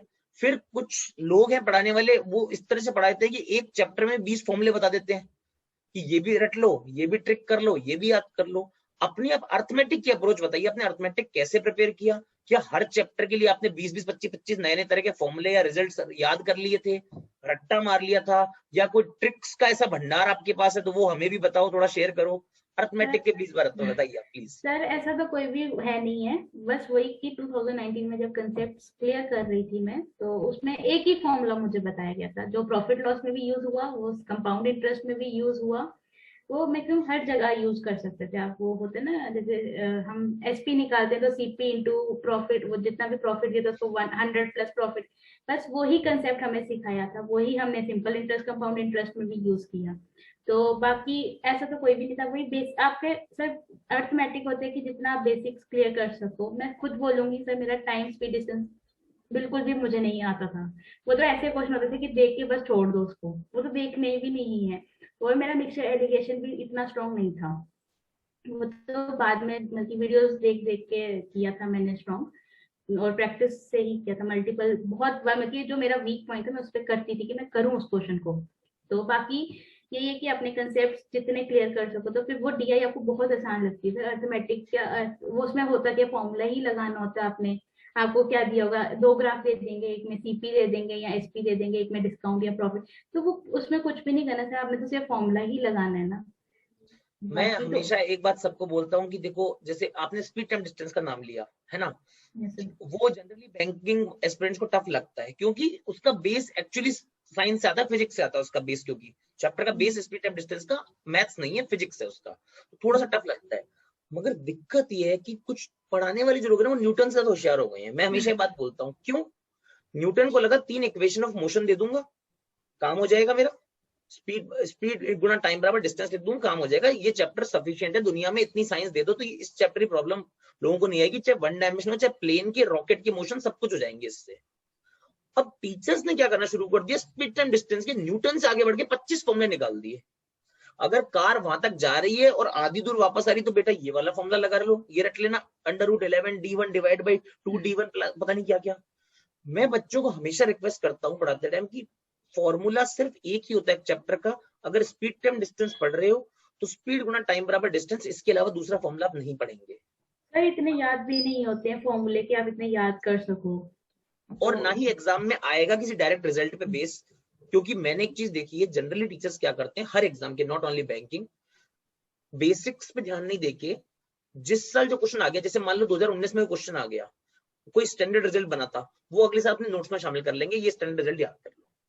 वो ऐसे करते करते नोट्स बड़े हो जाते हैं, 50 फॉर्मूले 40 फॉर्मूले एक चैप्टर बन जाते हैं, और बच्चे को लगता है कि बस ये रिजल्ट याद कर लूंगा और क्वेश्चन आएगा और डायरेक्ट पुट कर दूंगा वैल्यूज और मेरी आंसर आ जाएगी सारी। वो मुझे लगता है गलत मान सकता है अर्थमेटिक पढ़ने के लिए, कि फिर तो GA भी याद करनी है, मैथ्स भी याद करनी है, फिर फर्क क्या रह जाएगा? तो सर ये चीज प्रूफ भी तो हुई है, लाइक बिना फॉर्मूले के भी हमारे सामने ऐसे स्टूडेंट बैठे हैं ना जो सिलेक्ट होके मल्टीपल एग्जाम करके अभी हमसे बात कर रहे हैं, वो उन्होंने तो दुनिया के कोई भी फॉर्मूले याद नहीं करे। ऐसा स्टूडेंट मैं भी रहूं सर, मेरे को कोई फॉर्मूले आपको पता है, मुझे कुछ नहीं पता है। वही चीज सर, मैं भी आपको देखोगे राशिका जी भी जानते होंगे कि कभी भी कोई भी चैप्टर पढ़ा है तो मैं यही बोलता हूँ कि आप लोग को फॉर्मूले याद होंगे, नो डाउट, वो आप लगा सकते हो, लेकिन यार मुझे सच में याद नहीं रहते हैं। अगर आप पूछोगे ना कि सर इसको फॉर्मूले से बता दो, तो शायद से मैं उसे नहीं बता पाऊंगा, क्योंकि मैंने कभी किए ही नहीं फॉर्मूले से। तो वही चीज है, मतलब मतलब स्टूडेंट, आपके मेरे करने से क्या सर, जब न्यूटन ने बोल दिया फॉर्मूला नहीं तो आप और मैं क्या कर लेंगे? अब हम लोग न्यूटन से वही होशियार चीज तो है। है नहीं। तो वही चीजें हैं। एक चीज बहुत बढ़िया निकल के आ गई सामने कि अर्थमेटिक को बेसिक से ही करें, जो हम लोग बार बार रिक्वेस्ट करते हैं आप लोगों से। अच्छा राशिका जी, एक चीज और, 1000 अप्रोक्सीमेशन, 1000 नंबर सीरीज, 2000 ये 5000 क्वाड्रेटिक, क्या वैसी पीडीएफ सॉल्व करने से ही मैथ्स में नंबर आते हैं? नहीं सर। सर मैं आपको सच बोलूं तो अगर सपोज क्वाड्रेटिक आती है पेपर में, तो 5 क्वेश्चंस होते हैं, उसमें से 3 बहुत आसान क्वेश्चन होते हैं, 2 तो आपको कंफ्यूजन करते ही करते हैं, 2 टफ होते ही होते हैं। अब मैंने कोई पेपर दिया था, मुझे अब वो याद नहीं है, कोई बैंकिंग का ही दिया था, उसमें क्वाड्रेटिक आई थी 25x² माइनस 36x और नीचे 36x²। सर अगर मैं उसको ही सॉल्व करने बैठूं तो मुझे कितना टाइम लगेगा? तो ऐसे क्वेश्चंस को तो पहली बात आपको सारे इजी आएंगे भी नहीं, आपको वो स्किप करने वाले ही होते हैं, कि वो स्किप करने वाले क्वेश्चन होते हैं। तो मेरा प्री में तो यही रहता था कि पहले डीआई कर लो, उसके बाद अगर तो नंबर सीरीज भी नहीं, जैसे वो होता है सिंप्लीफिकेशन अप्रोक्सीमेशन अगर आए तो वो कर लो। तो क्वाड्रेटिक तो मेरा एंडिंग में होता था कि उसके क्योंकि 3 ही क्वेश्चन होते थे निकालने वाले मेरे से, तो वो निकाल लो। तो मेरा अटेम्प्ट एक्चुअली मैथ में होता भी नहीं था ज्यादा सर, मैं सच बोलूंगी, मेरे 21-22 ही हो पाते थे, मेरे ज्यादा से ज्यादा 25 में करके आती थी प्री में। तो मेरी स्पीड आई डोंट नो क्यों मेरी स्पीड नहीं बनती थी, तो 25 तक मैं बोलती हूँ कि 25 तक रीजनिंग में सारी करके आ सकती थी, मैं इंग्लिश सारी करके आती थी।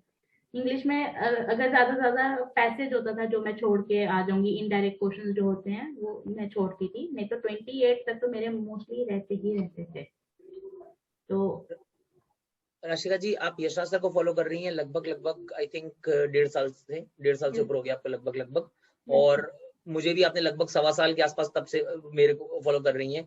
तो आपको क्या लगता है, क्या चैनल के वीडियोस लोगों के लिए सफिशिएंट है? मतलब मैं ऐसा नहीं बोल रहा कि मेरी बढ़ाई करना या सर की चैनल की बढ़ाई करना, मैं एक जनरल पूछ रहा हूँ, क्या आपको लगता है कंपेटेबल है मेंस के जो क्वेश्चंस आ रहे हैं, क्या उसके कंपेटेबल हैं हम लोग, या हम लोगों को भी अगर इंप्रूवमेंट की जरूरत है तो आप वो भी फीडबैक दीजिए।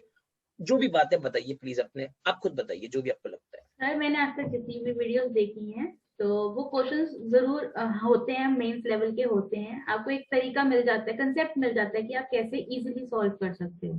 तो डेफिनेटली वो सफिशिएंट है। मैंने ऐसा करके जितनी भी वीडियोस देखी हैं, मैंने आपको अभी बताया एसबीआई में एक क्वेश्चन आया था जो मैं छोड़ के आई थी, वो सर ने करवाया हुआ था, वो मुझे याद है सर ने करवाया था, मैंने किया भी था, बट उस टाइम नहीं माइंड में आया कि वो कैसे करना है। तो डेफिनेटली वो कहीं ना कहीं हेल्पफुल था मेरे लिए, तो मैंने वो बहुत हेल्पफुल करता है, आपको एक तरीका मिल जाता है कि कि अगर ऐसे क्वेश्चन करवाया है तो इसी को कुछ मॉडिफाई करके क्वेश्चन आ सकता है, उससे ज्यादा टफ नहीं आएगा। तो राशिका जी एक चीज मुझे ये बताइए, जैसा कि आप मेंस का बता रहे हो, बहुत से ऐसे स्टूडेंट्स हैं जो अभी हमसे जुड़ेंगे जिनका प्रीलिम्स भी नहीं निकला है, या बोल सकते हैं बिगनर्स है। तो लोगों में क्या एक चीज बन के रखी है, हर्षल सर, यशराज सर सिर्फ मेंस पढ़ाते हैं। इनके चैनल पे प्रीलिम्स जिस दिन क्वालिफाई हो जाएगा मेरा, उस दिन जाऊंगा इनके चैनल को सब्सक्राइब करूंगा, उस दिन जाऊंगा इनसे गाइडेंस लूंगा। अभी ये किसी काम के नहीं है दोनों प्राणी।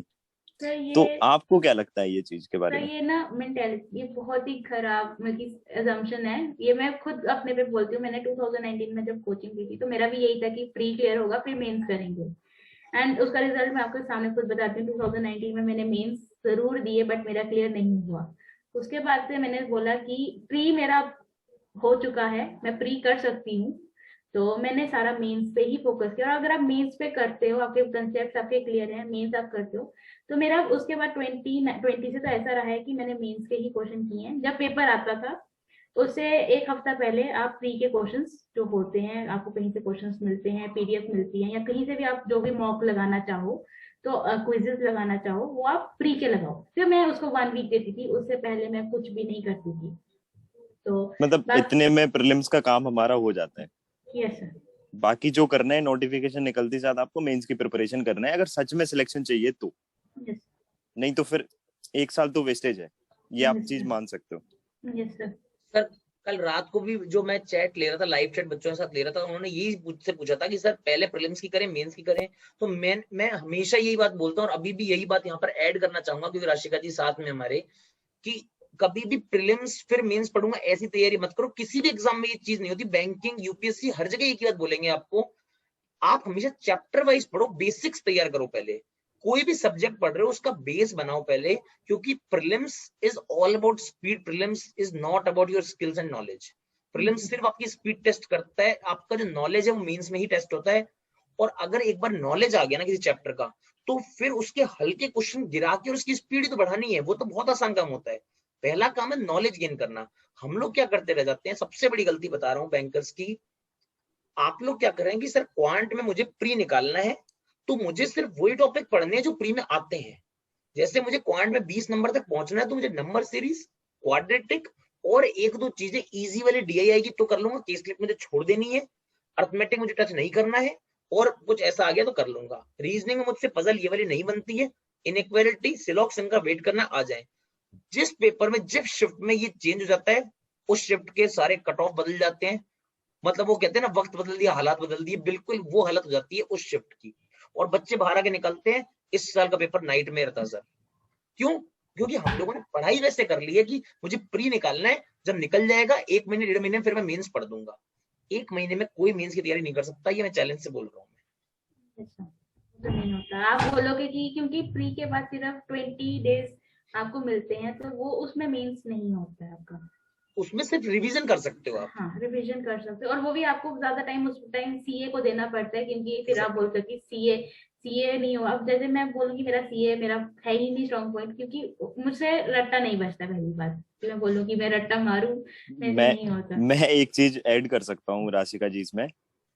आपने एसबीआई में वो जो सारी डीआई करी है ना, मैं एक चीज मानता हूँ, जिनकी ये लॉजिकल चीज वाली ठीक होती है ना, जिनकी लॉजिकल थिंकिंग होती है, उनसे रट्टा नहीं हो पाता। जैसे मेरे से रट्टा नहीं हो पाता, सर से भी रट्टा नहीं हो पाएगा। कोई बोलेगा कि सर ये पढ़ लो, नहीं भैया, पढ़ा दूंगा मैं, पढ़ा दूंगा, लेकिन पढ़ के बैठ जाऊं, ये मैं, सब नहीं आप तो होगा। सर जानते हैं मैं रेगुलर से न्यूज अपडेट्स और मैं आर्टिकल्स बहुत ज्यादा पढ़ता हूँ, मगर उसको भी अपन देखो, मैं हमेशा अपन बात करते हैं तब भी मैं हमेशा लॉजिकली उसके मैं पॉइंट सारे रखता हूँ। ऐसा नहीं बिल्कुल कि सर, बिल्कुल। मैं फैक्ट्स कभी नहीं बोलूंगा कि इस डेट को ये हुआ था। हाँ, मगर आप मुझसे पूछोगे ऑपरेशन ब्लू स्टार क्या था, मैं ब्लू स्टार के पॉजिटिव्स बताऊंगा, नेगेटिव बताऊंगा, उनके इम्पैक्ट, उनका अभी कंपैरिजन क्या हो सकता है वो बताऊंगा। मगर मेरे को पूछोगे किस डेट को शुरू हुआ था, कितने घंटे तक हुआ था, ये सब क्या करना है ना, ये किताबों में लिखा हुआ है ये तो।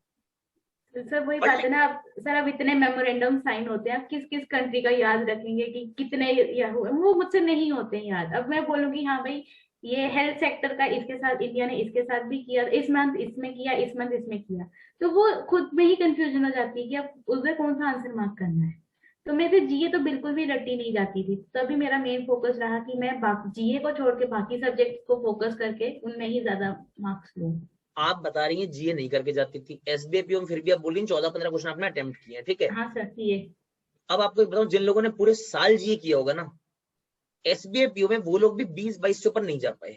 तुक्के मारे हो तो बात अलग है, फिर उनके तो अभी बैठे हैं बेचारे, वो अगले साल फिर तैयारी कर रहे होंगे। बाकी 20-22 से ऊपर अटेम्प्ट करना, लगभग हालत खराब हो रखी थी लोगों की, उसके ऊपर तुक्के की रेंज में जा रहे थे बच्चे। पेपर ही ऐसा आ रहा है, आप क्या कर लोगे। क्योंकि मैंने एसबीआई पीओ का मैंने रिव्यू लिया था, मुझे याद है उस दिन मैंने रिव्यू लिया था, और जी का पेपर मैंने डाला भी था सॉल्व। तो मुझे याद है जब मैंने जी का पेपर, मेरे पास क्वेश्चंस पूरे थे ना लिखे हुए, तो मैंने देखा कि एक एक चीज को मैंने उठा के गूगल किया, मैंने देखा ये सोर्स के कहां से आ गया उठ के। तो पता लग रहा है 6 जनवरी 2021 की न्यूज या 7 जनवरी 2021 की न्यूज भी आई थी, यस सर। और किसी न्यूज़पेपर ने कवर नहीं किया उसको ढंग से, बस वो गूगल पे मिल गया क्योंकि गूगल कर दिया उसको। उसमें अगस्त की भी कोई न्यूज डाली हुई है, न्यूज से क्वेश्चन बन रहे हैं। अब किसी मैगजीन या किताब से आप समझ लो कि 500 क्वेश्चन पढ़ लो या 5100 क्वेश्चन, इनके बाहर कुछ नहीं आएगा। जीए वैसा नहीं रह गया है सर वो नहीं रहा है, क्योंकि न्यूज अब से उठा के जी। एक क्वेश्चन तो बहुत पुराना, आई थिंक, तो वो जो बाइक वाला क्वेश्चन था वो शायद 2018 का क्वेश्चन था, वो भी पूछा था उन्होंने। 3 साल 2.5 साल पुराना क्वेश्चन आया था, एक 19 से भी क्वेश्चन डाला इन्होंने। हाँ, कुछ पुराना था, और आरआरबी में तो उससे भी पुराने क्वेश्चन पूछे गए थे। आरआरबी में तो लास्ट ईयर जब मैंने दिया था तब मुझे याद है, वो तो मतलब देश के पहले उप प्रधानमंत्री का नाम पूछे थे, वो तो स्टैटिक भी पूछने लग गए कुछ भी अब आजकल आरआरबी वाले तो। हाँ, उन्होंने तो लास्ट ईयर का बजट के भी क्वेश्चन पूछे थे उस टाइम पे। तो वो बजट अब इतना कहाँ याद रखते, लेकिन उन्होंने बजट के भी 3 या 4 क्वेश्चन बजट के ही सीधे सीधे डाले हुए थे उस टाइम पे। 2010 का आईपीएल विनर या वर्ल्ड कप विनर कुछ पूछा था 2010 का। हाँ शायद से वो भी कुछ पूछा था उन्होंने। आईपीएल सर 2010 में किसने जीता सर, ये क्वेश्चन आ रहे हैं, क्या करोगे आप? अब सर देखो, मैं एक चीज इससे पूरी एनालाइज कर सकता हूँ। मैं इंटरव्यू देख रहा हूँ, मैं अभी ये वीडियो देख रहा हूँ, मैंने राशिका जी के बारे में सब कुछ देखा, सब देखा। तो उन्होंने जीए के पोर्शन पे जैसे ही आए, तो एक एस्पिरेंट अगर मैं हूं ना, तो मैं पूछूंगा कि लाइक जीए के लिए क्या सोर्स रहे, कैसे पढ़ा, क्या नहीं पढ़ा। तो एज यू नो कि लाइक राशिका जी ने बताया कि वो न्यूज़पेपर पढ़ते थे, ठीक है। अब वो बोल रहे हैं कि मैंने जीए इतना नहीं किया कवर, मेरा नहीं इंटरेस्ट ही नहीं रहता था। तो मैं अगर एक स्टूडेंट हूँ तो मैं तो समझ जाऊंगा कि भाई मुझे करना क्या है। फॉर्म फिल करना है पहले, मेंस की तैयारी प्रीलिम्स के साथ साथ में करना है। जीए उतना ही पढ़ना है जितना आप सच में अटेम्प्ट कर पाओ। Yes sir. क्योंकि अगर मैं डे 1 से डेली लिख रहा हूँ, रोज सुबह बैठ के लिख रहा हूँ। अब जैसे इन्होंने अपना टाइम टेबल बताया, सुबह उठ के जीए का जो स्लॉट बच्चे रख लेते हैं ना, 90% स्टूडेंट जीए का स्लॉट मॉर्निंग में रख लेता है, ठीक है। अब इन्होंने उस समय रीजनिंग को रखा है, तो रीजनिंग का स्कोर सर आपने देखा है इनका, फ्रेश रीजनिंग का माइंड से स्कोर पूरा दिन, गया है ऊपर। फ्रेश माइंड से पढ़ाई शुरू कर रहे हो जिस चीज की, वही तो स्कोर दिलाएगी ना आप। उसको वही रट्टा चीज। पैकेशन में लगा लोगे। भाई आपने एक दिन मान लो 4 घंटे सुबह बैठ गए आप, और आपने 4 घंटे मान लो आपने उठा के कंपाउंड इंटरेस्ट पढ़ा पूरा, और कंपाउंड इंटरेस्ट दिन 4 घंटे आपने सब कुछ पढ़ लिया। मैं मानता हूँ 4 घंटे में कंपाउंड इंटरेस्ट का हर क्वेश्चन बनाने के लेवल अचीव कर सकते हो 4 घंटे के अंदर कोई बैठ जाए तो। कंपाउंड इंटरेस्ट का वो बादशाह बनकर निकल जाएगा 4 घंटे अगर उस टॉपिक के साथ बैठ गया तो। वही अब 4 घंटे क्या करे आपने, आज मैं बैठा हूँ और पिछले वीक का मैंने 7 दिन का जीए पढ़ लिया, ठीक है। मुझे फायदा कहाँ पे होगा, ये 7 दिन का जीए जरूरी एग्जाम में आएगा? कुछ कह नहीं सकते। क्योंकि शायद बात यही आए। है सर, हाँ हम लोग बताते बताते तो परेशान है, लेकिन आज शायद राशिका जी वो बता दें तो स्टूडेंट्स को समझ में आ जाए कि वो जरूरी है। जो मैं डेली नोट्स लिखता हूँ, जो मैं रात में डेली पढ़ रहा हूँ, क्योंकि सुबह में मैं लिखता हूँ और रात में मैं रिवाइज करता हूँ जी, क्योंकि भूल सर जाऊंगा ना मैं, मुझे पता है मैंने सुबह लिख तो लिया, अब रात में मुझे रिवाइज भी करना पड़ेगा। सर मैंने जीए कभी तो लिखी भी नहीं है। मैंने कभी नोट्स नहीं बनाए जीए के, सच बोलूंगी मैंने तो कभी फिर भी, ये मैंने दोनों सिर्फ एग्जाम आपने कैसे निकाल दिए फर्स्ट अटेम्प्ट में? सर सिर्फ वही न्यूज़पेपर्स, मेरा आदत मेरी बहुत पहले से डेली रूटीन रही है कि मैंने न्यूज़पेपर पढ़ना ही पढ़ना है। तो नहीं तो मतलब मैं एक स्टूडेंट हूँ, मैं आपसे अब डायरेक्ट क्वेश्चन पूछ रहा हूँ, ठीक है। तो हाँ मैम ठीक है। आपको ऐसा नहीं लगा कि लाइक आप जीए नहीं कर रहे हो तो सेक्शनल में आउट ना हो जाओ? सर अगर ठीक है आपने न्यूज़पेपर पढ़ा, आपने अलग अलग सोर्सेज से पढ़ा, तो एक एक यही तरीका है कि टेलीग्राम पे क्विजेस होती रहती हैं, कहीं ना किसी ग्रुप में तो क्विज होती रहती है, कहीं ना कहीं अपलोड भी होगी। तो वो अटेम्प्ट कर लो। वो अटेम्प्ट करके आपको आपकी वो भी पता चल जाएगा कितना आपको रिटेन्ड है। मैंने दिए थे, मैंने मोस्टली मैं टॉप जो लास्ट के 3 मंथ्स होता था ना, उस पर ज्यादा मेरा फोकस रहता था कि वो अगर वो मैं उतना मैं रिटेन कर सकती थी कि हाँ भाई लास्ट 3 मंथ के मेरे पास मेरे को याद रहेंगे। तो उन्हीं की क्विजेस करनी, उन्हीं का वो करना, बाकी लास्ट के 3 मंथ में जस्ट थोड़ा थोड़ा ऊपर ऊपर से पढ़ लेना जो बेसिक लेकिन मतलब। तब भी एक दिल में डर सा होता है ना कि क्वांट मेरी अच्छी है, रीजनिंग मेरी अच्छी है, नो डाउट, बाकी जो भी इंग्लिश वगैरह आ रही है वो मैं बढ़िया से कर लूंगी, लेकिन जीए में अगर मैं सेक्शनल में आउट हो गया तो मेरी तो पूरी साल बर्बाद हो जाएगी। सर वो है क्योंकि मेरा आईबीपीएस पीओ तो जीए सेक्शनल में ही रहा है। तो ठीक वही है, वो चीज तो है। कोई दिक्कत नहीं है, आपने मेनली सारे एग्जाम्स निकाले हैं। हाँ। और राशिका जी से बहुत सारी चीजें जानने को मिली हैं। क्वांट की प्रो टिप्स मिली हैं आपको, बेसिक्स मैं रिवीजन करवा रहा हूँ सारी बातों का। रीजनिंग का तो मैडम ने बताया ही है, इतने सारे नंबर हैं। इंग्लिश का मैडम थोड़ा सा लास्ट एक इंग्लिश का बता दीजिए आप, थोड़ा सा इंग्लिश आपकी बहुत स्ट्रांग है समझ रहा हूँ मैं, मगर इंग्लिश अगर कोई बच्चों की, बहुत लोगों की दिक्कत है इंग्लिश, आरआरबी वाले नहीं, वो तो हिंदी का ऑप्शन होता है उन लोगों के पास में। एसबीआई में जो दे रहे हैं या बाकी एग्जाम्स के लिए, तो इंग्लिश का क्या कर सकते हैं सभी लोग, थोड़ा सा बता दीजिए बस आप। सर पहले तो बेसिक जो ग्रामर के बेसिक्स होते हैं वो, क्योंकि अगर आपको एरर ढूंढना है तो आपको ग्रामर के बेसिक्स तो आने ही पड़ चाहिए। तो ग्राम जो आपके बेसिक्स होते हैं उनको क्लियर करके आप क्विजेस कहीं से भी अटेम्प्ट कर लो, इतने सोर्सेज आपको मिल जाते हैं, इतने क्वेश्चंस आपको कहीं से भी मिल जाएंगे। तो अब जैसे कि कोई टीचर्स भी बहुत पढ़ाती हैं ऑनलाइन, तो उनसे पढ़ के आपको एक आइडिया मिल जाता है कि किस टाइप का क्वेश्चन है, कैसे अटेम्प्ट करना है, कैसे आप एरर आराम से ढूंढ सकते हो। तो वो बहुत हेल्पफुल करता है। मेरे को तो ऐसा होता था कि एरर ढूंढते ढूंढते ना, कभी ऐसा होता था मैं पढ़ती थी, सेंटेंस पढ़ना मैंने ना, एरर को भी करेक्ट पढ़ लेना, फिर मैं बोलती ये तो नो एरर है। तो बाद में आंसर चेक करो, क्विज में आंसर चेक करो, तो फिर ना ध्यान जाता था कि ओहो ये तो एरर था, मैं तो इसको ठीक पढ़ रही थी। तो वो बहुत होता है कि वो फोकस आपका होना चाहिए। मेरे साथ बहुत बार ऐसे बहुत मिस्टेक्स हुई है, पेपर में भी हुई है कि मैं पढ़ती हूँ, एरर होता है, बट वो होता है ना कि माइंड में चल रहा था कि एरर का ये करेक्शन है, तो वो एरर खुद ठीक हो जाता था माइंड में कि मैंने ठीक पढ़ लेना है।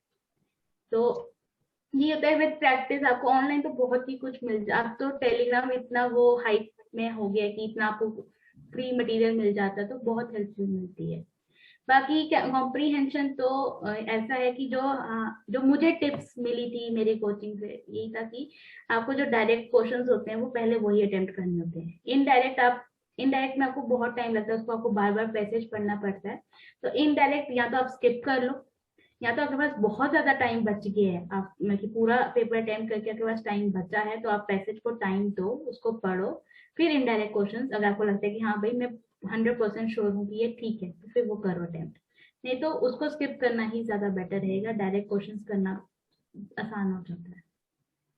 यशराज सर कुछ पूछना चाहेंगे? मेरी तरफ से एकेडमिक सारी बातें हो गई हैं, अगर आपको अभी भी कुछ लग रहा है, कुछ चीजें आपको लगता है स्टूडेंट्स के लिए जरूरी, तो पूछिए सर। देखिए मैं एक चीज पूछना तो नहीं चाहूंगा बस, लेकिन बताना चाहूंगा जो भी स्टूडेंट्स परेशान होते हैं उनको इस वीडियो के माध्यम से, कि देखो इस वीडियो में बहुत सारी ऐसी चीजें हैं जो आप फील कर पा रहे होगे कि आपके जो माइंड में क्वेश्चंस चलते हैं वो ऑटोमेटिकली राशिका जी ने किसी ना किसी तरह से बताए हुए हैं, या तो सर ने पूछे होंगे या मैंने पूछे होंगे, तो आपको सारी चीजों का यहाँ पे मिल गया होगा समागम।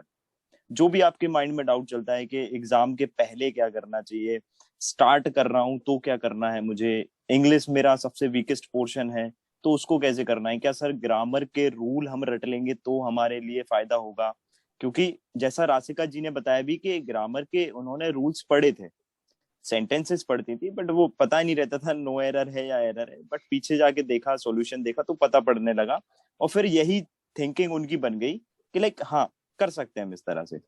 बाकी रीडिंग कॉम्प्रिहेंशन का वाला वही पार्ट उन्होंने बताया, जीए के बारे में भी बताया है, और नो डाउट क्वांट और रीजनिंग की तो बिल्कुल महारथी है हमारी मैम तो उसके बारे में बहुत डिटेल में बताया है। तो स्टूडेंट्स के अगर और भी अगर जैसे मान के चलो डाउट्स आते हैं जो कि जेन्युइनली आएंगे, क्योंकि अगर मैं भी स्टार्टिंग करूंगा तो मेरे भी माइंड में आएगा कि कैसे किया, सोर्स बता दो, बुक बता दो, तो आई डोंट थिंक कि किसी बुक से या किसी पर्टिकुलर एक सोर्स से आप कुछ चीज सीख रहे हो।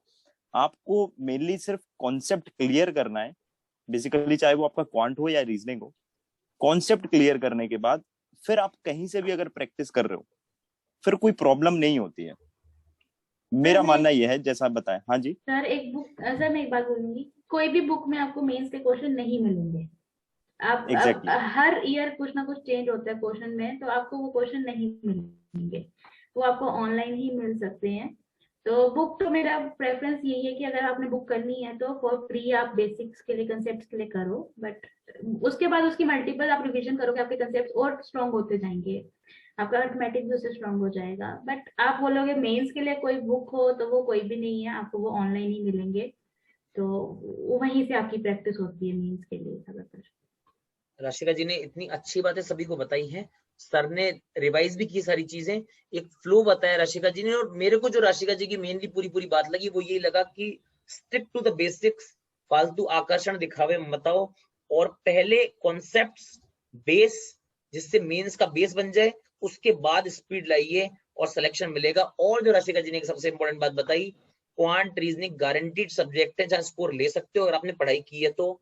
जो जीए आपका वो एकदम वो आया था ना, मैंने कल रात को भी आप लोगों को चैट में बोला था, सोनम गुप्ता बेवफा वाले नोट आए थे ना, जीए कुछ वैसी के वैसी चीज है, आप कितना भी पढ़ लें इट इज नेवर गारंटीड, कोई नहीं बोल सकता कहां से पेपर आ जाएगा, कौन सा क्वेश्चन, क्योंकि पूरी दुनिया का एनसाइक्लोपीडिया आप नहीं पढ़ के जा सकते कि एग्जाम के लिए आप पूरी दुनिया में क्या क्या हुआ है हर दिन, मतलब 8,000 खबरें होती होंगी, आपके काम की क्या क्या है कितना है, कहीं से आपको इकट्ठी सारी नहीं मिल सकती, एक भी चीज मिस हुई and that is in your exam, और आप कुछ नहीं कर सकते। जी में ज्यादातर लोगों को लगेगा 100 चीजें पढ़ लोगे, 101 भी चीज से आना शुरू हो जाता है एग्जाम में।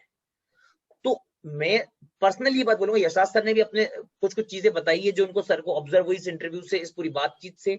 मेरे को जो जीए के लिए ऑब्जर्व हुआ वो ये हुआ कि भैया पूरी कायनात पढ़ने की जरूरत नहीं है, सब कुछ पढ़ के फिर एक ही सब्जेक्ट में नंबर उसमें 40 में 25 ले भी आए, और राशिका जी जैसे लोग जो जीए को नहीं बाकी सब्जेक्ट को टाइम देते रहे, वो फिर भी 15-16 अटेम्प्ट करके आ ही गए।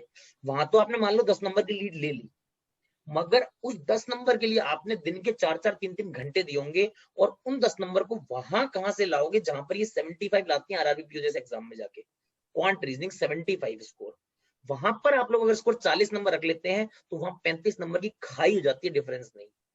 तो इन खाइयों में नहीं पढ़ना है हमारे को। सब्जेक्ट सारे इंपॉर्टेंट है, मगर जो ट्रस्ट वर्दी है, जिनको आपको पता है ये करूंगा तो नंबर देंगे सब्जेक्ट, कुछ ऐसे सब्जेक्ट होते हैं वो होते हैं क्वांट और रीजनिंग।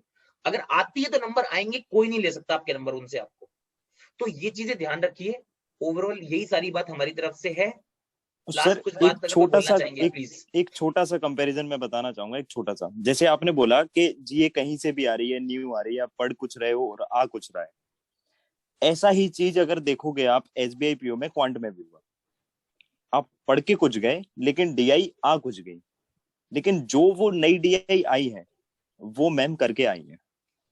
अब मैं इतना सा बता सकता हूँ कि आप जो भी पढ़ के गए हो उसका कहीं ना कहीं यूज होता है क्वांट या रीजनिंग में। लेकिन जीए का ऐसा है, अगर आप पढ़ के गए हो, वो चीज अगर नहीं आई है तो आप उसे टिक नहीं कर पाओगे। सर जीए को मैं हमेशा बोलता हूँ वो बाइनरी है, 1 और 0 पे चलती है जीए। बिल्कुल आता है सर, तो 1 है, नहीं है तो 0 है, वो नहीं है तो लॉजिकल जीरो। गेट है, वो लॉजिक गेट है पूरा पूरा जीए। अगर भाई अगर आपको नहीं पता कोपनहेगन में क्या हो रहा है तो आपको नहीं पता। क्वांट में अगर आपका बेस क्लियर है और मिक्सचर की डीआई बन के आ गई थी तो आपने वर्ड प्रॉब्लम की है तो आप डीआई को अटेम्प्ट कर सकते हो, आपके पास स्कोप है करने का। मगर जीए में अब आपको नहीं पता, नहीं पता उसमें आप ये थोड़ी बना लो कि अच्छा ये इधर गया होगा तो वो फिर वेस्ट में चला गया होगा ट्रेवल करके, तो हो सकता है वहां पे सम्मेलन हो गया होगा, टिक कर देता हूँ। नो, नहीं होगा। तो ये डिफरेंस है। ये इंटरव्यू का मैं बोलता हूँ आउटपुट है, रस है, जूस है। कोई और कोई कंक्लूडिंग रिमार्क्स राशिका मैडम की तरफ से तो बताइए स्टूडेंट्स के साथ में, इनको इस साल के लिए क्या विश करना चाहेंगी जरूर कर दीजिएगा प्लीज। सर बाकी मैं बोलूंगी कि जब आपका इंटरव्यू होता है तो उसमें अपनी पर्सनालिटी पे ज्यादा फोकस करना, आपकी अपनी स्ट्रेंथ वीकनेसेस आपकी क्या है, आपकी हॉबीज आपको बहुत मैटर करती हैं। आपकी हॉबीज पे ही आपको बहुत क्वेश्चन पूछे जाते हैं, आपके वो नॉलेज नहीं टेस्ट कर रहे हैं उसमें, आपकी बस पर्सनैलिटी है कि आप कैसे एंटर कर रहे हो, कैसे एग्जिट कर रहे हो, आप कंफ्यूज तो नहीं हो रहे हो, आप डर तो नहीं रहे हो। तो अगर आपको आप अपनी ही स्ट्रेंथ और वीकनेसेस पे या हॉबीज पे पूछा जाए तो वो बहुत ही मैटर करता है। आप उस पे बल्कि डरो मत, कंफ्यूज नहीं हो जाना सकता है। और बाकी मेंस के लिए मल्टीपल रिवीजन आपकी बहुत मैटर करती है। और आप अगर आप मेंस की प्रिपरेशन करें तो डेफिनेटली प्री तो निकल ही जाता है, उसमें बस आपको स्पीड बनानी होती है। तो आपके कंसेप्ट सारे क्लियर होते हैं, वो स्पीड तो आप विद प्रैक्टिस तो स्पीड बनी जाती है उसकी। तो क्विजेस देके आप अब जैसे क्विजेस ही चलती हैं तो आप एक कंप्लीट कर रहे हो कि हाँ भाई इतने टाइम में आपने निकाला, तो आपकी स्पीड वहीं पे भी बन जाती है। तो वो बहुत मैटर करता है। अपने बाकी सारे ऑल द बेस्ट सबको। फ्रेंड्स, छोटे भाई बहनों को वहां विश कर दीजिए जरूर आप इस साल के लिए। तो मेरी बहन तो बहुत छोटी है, वो तो 10th क्लास में है। नहीं, मैं ये भी तो आपके यहाँ पर जो देख रहे हैं वो भी तो आपके फ्रेंड्स या भाई या बहन, छोटे बड़े सब तरह के, इनको भी कर दीजिए विश। बाकी सबको all the best for your future.